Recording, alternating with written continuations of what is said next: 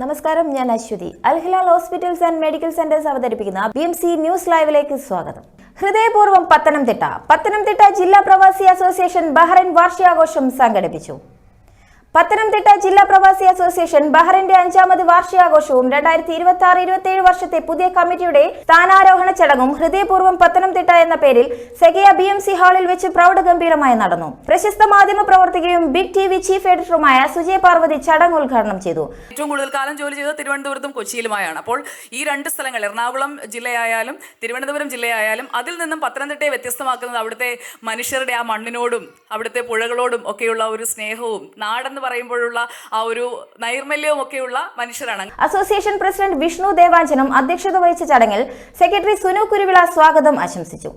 ബഹ്റൈനിലെ പ്രമുഖ സാമൂഹ്യ പ്രവർത്തകരായ മനോജ് വടകര, മണിക്കുട്ടൻ എന്നിവരെ ചടങ്ങിൽ അസോസിയേഷൻ ആദരിച്ചു.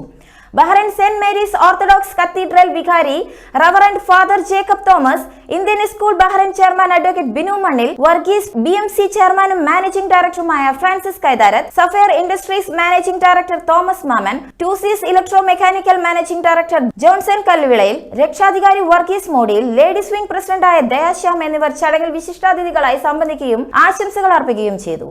അസോസിയേഷന്റെ അടുത്ത 2 വർഷത്തേക്കുള്ള ഭാരവാഹികളായി president Vishnu Devanjanam, secretary Sunu Kuruvila, treasurer Vineeth VP, രക്ഷാധികാരി Varghese Modiyil, vice president Monsy Babu, joint secretary Siji Thomas, joint treasurer Anil Kumar, ladies wing Dayashyam president Libi Jaison secretary എന്നിവർ ചുമതലയേറ്റു. ഉദ്ഘാടന ചടങ്ങിന് ശേഷം മാജിക് ഷോ, മെന്റലിസം, ഡാൻസ്, ഗാനമേള തുടങ്ങി വിവിധ കലാപരിപാടികൾ അരങ്ങേറി. പ്രോഗ്രാം കൺവീനർ അനിൽ രാഘവൻ ചടങ്ങിന് നന്ദി രേഖപ്പെടുത്തി.